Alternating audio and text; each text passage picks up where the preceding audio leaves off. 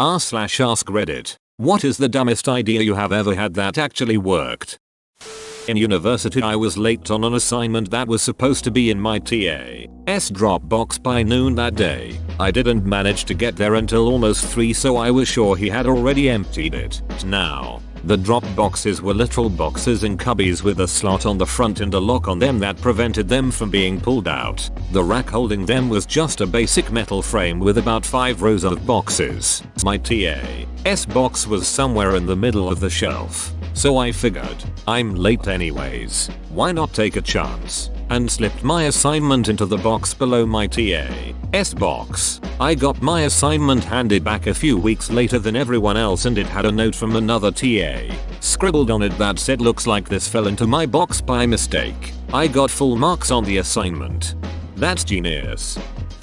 I once faked being sick when I was in middle school and told my mom I had a sore throat and felt a cold coming on. She took me to the doctor and it turned out that I did, in fact, have strep throat lol. Task failed successfully.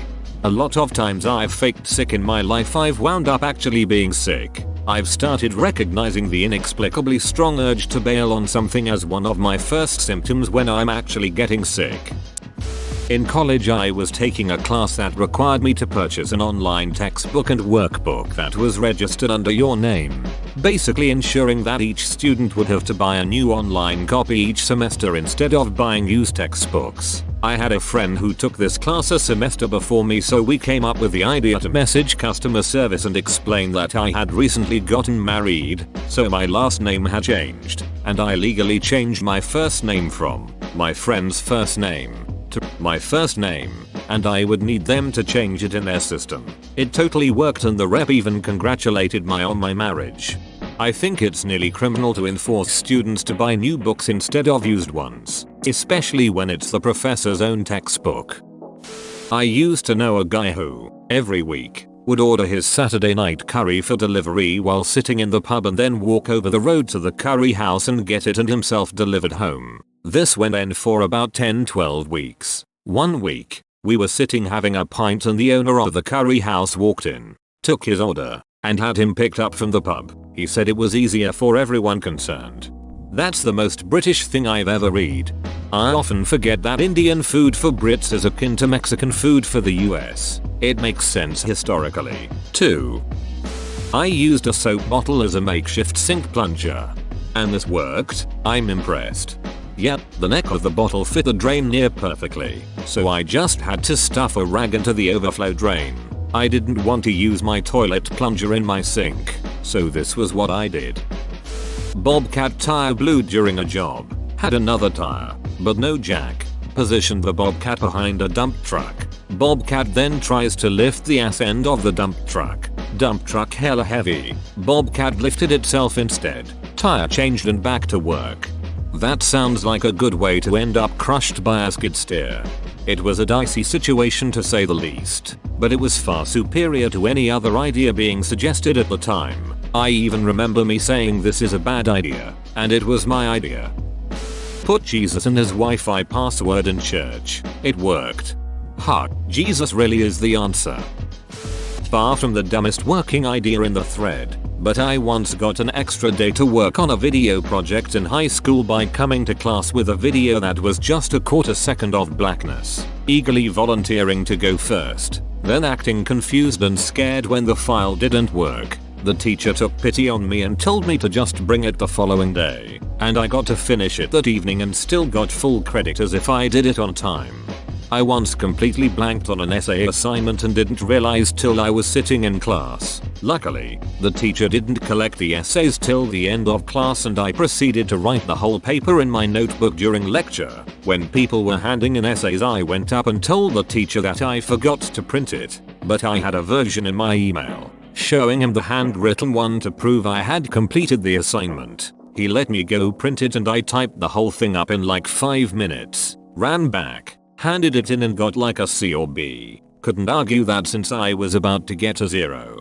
I just got PTSD imagining writing an essay in class again. Breaking into my own house through the kitchen window using a piece of wire and a wooden table after I was locked out. I want to hear how the duck you did this. Well, I arrived home with my mom and my little cousin and we realized we forgot the keys at my grandma's house. Way the hell across the city. Mom calls my dad to bring his keys. He was working at the time and he'd take an hour to arrive, so we'd have to wait outside. I went full hell no mode and keep looking for other ways in. Turned out that one of the tiny back windows was open, but there was a safety pin that kept it from opening all the way up and the only way to remove it was unscrewing it. So I grabbed a wooden clothespin that was lying there, broke it, removed the wire that kept it together because it was just the right size to unscrew the window pin. I did it, pulled a table underneath the window so I could climb inside, and just like that I managed to successfully break into a house at age 13. Not my idea but my mom's. I dropped one of my earrings and couldn't find it, so she threw my other earring on the floor and it happened to land next to the first one. Brother, go find your brother. Adventures of Tom Sawyer. It probably wouldn't work in this day and age, but back when I was young I was tired of retail and wanted an office job. I just lied my ass off and pulled a total George Costanza what with friends coached to answer their phones as a business and such. Got hired as an admin assistant and been steadily moving up since. I think about doing this all the time to start a new path. Just scared I will not be able to BS my way in the door. Yeah, I tried this once, but apparently you need to show a degree to be a surgeon. We had a noisy rotating rooster weathering, loud enough to keep people awake on windy nights, despite having been lubed, so I filled the hole the rooster rotates in with Crisco. Even though people said it was a dumb idea and wouldn't work, never had to lube it again because the Crisco didn't break down like other lubes. I have a similar story. Kitchen shears rusted at the joint between the two blades to the point where it took significant pressure just to move them at all. Googled solutions that seemed tedious and required buying food grade cleaners and lubrication, which didn't seem worth it for cheap kitchen shears. So I just dropped some olive oil in there and they've been fine since. People forget that oils and such originally were all animal or plant-based derivatives. Not everything needs to be made in a lab to be quality. Great solution. Consider me part of people. Thanks for the reminder. When I was brand new to the army, we were training with another unit and we had to defend the urban combat area, Mount Site, from an incoming force. We were only allowed a few hours to prepare. One guy suggested that we set up tripwires to, at least, slow them down. The doors are all painted bright blue, and all anyone had was my package of black 550 cord, parachute cord, that could easily be seen. Setting this up, we thought there was no way they would miss it. I was wrong. Instead of checking the door, like they were supposed to, the opposing force simply tried to rush through. I almost couldn't return fire due to the fact I was laughing so hard. I even put a piece, just below knee level, in the doorway to the room I was in. I turned around when I heard people falling over each other. I looked and almost the entire squad was crawling on top of each other trying to get up. I put my weapon on burst and emptied the magazine. Then fumbled with my last one as I started to laugh even harder than before. After I blindly fired down the hallway, I just leaned against the wall and the entire group and myself just looked at the scene and started laughing. Then their platoon leader came running in and tripped over the same cord. At this point I was done. Put my weapon on safe, put it against the wall, and tried not to piss my pants over the whole situation. We were at a friend's house about to cook a roast. It needed to be patted dry with paper towel, but he was all out. I semi-jokingly suggested using a couple slices of bread. We all chuckled at the idea. It worked perfectly. I might do this on purpose the next time I cook meat that needs to be patted dry. Thanks for the idea. Also a great tip for skimming fat. One time I sent a letter to a local address by putting the return address as the address I wanted it to go to, not putting postage, and dropping it off in a public mailbox. Went to them, return to sender due to insufficient postage. A friend of mine in junior high used to do this all the time to send me random letters. Instead of using his own name, he always gave funny names on the return address. To this day I still remember the name Skippy Wayner. Hit the router slap. Thanks. If in doubt, give it a clout, words that I will forever live by.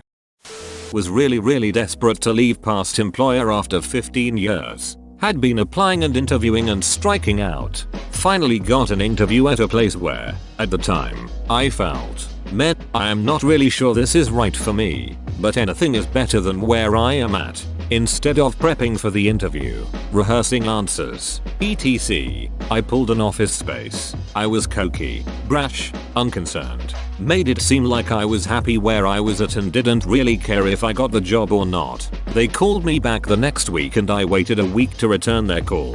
Same deal with the second interview. When they offered me the job, I hemmed and hawed, said I needed to think about it really hard, and that it was a big move for me, etc. etc. I came back and demanded well over $15,000 above what they were offering in salary. They accepted. I forgot to bring a resume to a job interview, but I had an index card in my bag. I cut the index card in half and wrote my name, my contact info, and creative problem solver in my best handwriting, and gave a copy of my business card to both the interviewers. I got the job. This idea could have easily gotten me fired if it went wrong. I was working as art director at an animation studio, making videos for clients. One client was especially pesky about the use of yellow in the background. They wanted it to be that of their logo, which was this horrible neon piss yellow. We advised against it, but after numerous calls we had to cave and gave a version with that color. They hated it and asked for a change. What followed were 12 versions with numerous calls in between tweaking the color over and over. Eventually I got tired of it and just sent the original version again. I didn't even bother to rename the file. The client said this looks exactly the way I wanted. Thank you. How that ever went right I still have no idea. When I was younger I got called into HR because I drew a very detailed picture of a penis. It was really good. The HR meeting happened like a week after I drew it and my only defense was I don't recall doing that. Do you happen to have the picture? It might jog my memory. They didn't have it of course because I had it. And because I didn't confess they couldn't do shit. Investigation results inconclusive. Have a nice day. But do you still have it? No, but I can give more detail. It was wearing a Santa cap and the jizz was his beard. It was around Christmas time.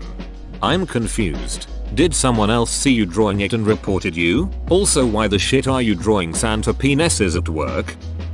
Wearing a motorcycle helmet while snowblowing. I did it because I missed riding. It kept my face warm and when snow would fly back at me the visor would protect me. I'm stuck on a cliff, but if I jump at a really sharp angle at that gravel field, I could just slide down there and be fine. Just like in TV. Every time I think about this I am amazed I'm not either flattened by a rock or impact against something. Childhood really is just the tutorial level sometimes. Childhood is just a game in attempting death in any way possible. I hated my math teacher and she was making us do a project on patterns even though we were in 7th grade. So my pattern was a series of increasingly longer sideways penises. She didn't even notice and I got an A. When I was young and broke I bought a sofa from a used furniture store. I had no way to take the sofa home. I went to a used car lot a couple of blocks away and took a truck for a test drive. In my freshman year of college, my grades were really not great, and my parents were really strict about getting good grades. When my dad asked to see my grades, I panicked and did the inspect command on the computer where you can change typefaces on the screen to read different words and letters. I changed all of my shitty grades to good grades. My dad was so happy that I did good my first year of school. He asked me to print my results. I did, and turns out he had to send them to our car insurance company for a good student discount. Ultimately, I committed insurance fraud by accident, but I got the discount. Life hack: commit insurance fraud.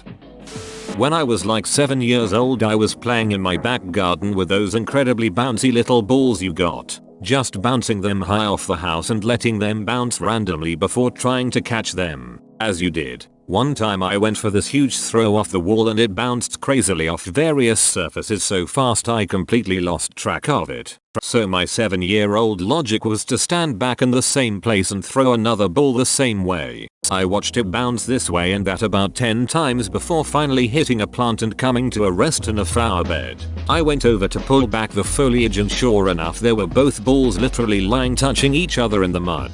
At the time I was like, yep, makes sense. But over the years since then I've often thought about it and how the hell it worked.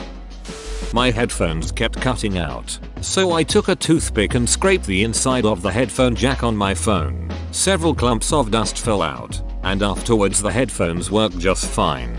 Did the same with the charging port on my phone.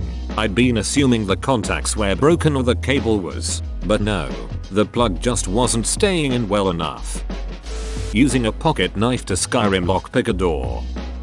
There was a swarm of hornets that had made a nest under the front of our porch with only one specific narrow entry in or out. Spray wouldn't work and it was right under our front door, so had no way to keep exterminating them.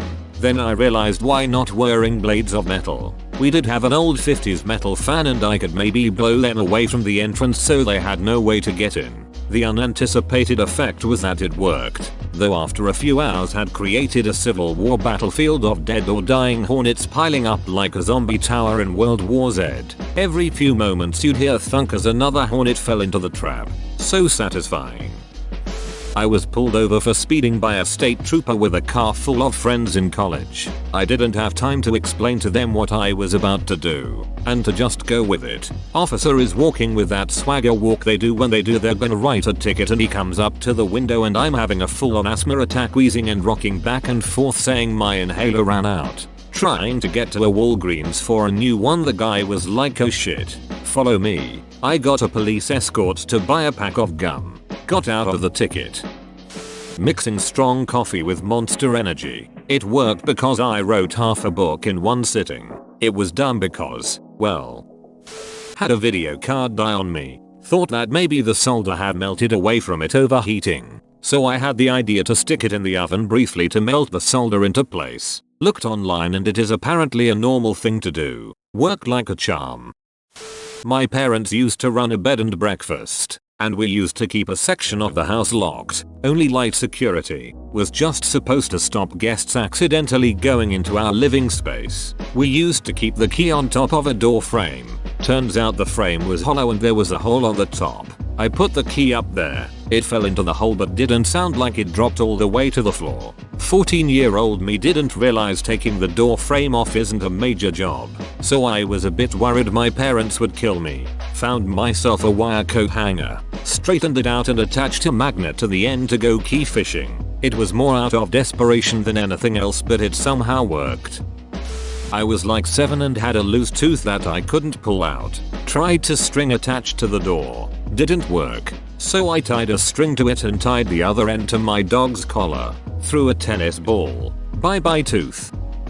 A storm broke a limb on a tree hanging over my house in my backyard, but it was still hanging on by a few splinters. I didn't want it to fall, and it wasn't in a place where I could use my ladder to get to it. So I found some rope, tied a brick to it, threw the brick and rope over the limb, made a crude rope swing, and swung and pulled at the branch until it finished breaking. It wasn't until I was using the chainsaw to cut it up that I realized how many times during my stupid idea I could have easily hurt or even killed myself. Whoa, you made it to the end? You're a ducking beast. I'll cut you a deal. Smash like and subscribe for more curated content, bruh. It's free and that's a great price.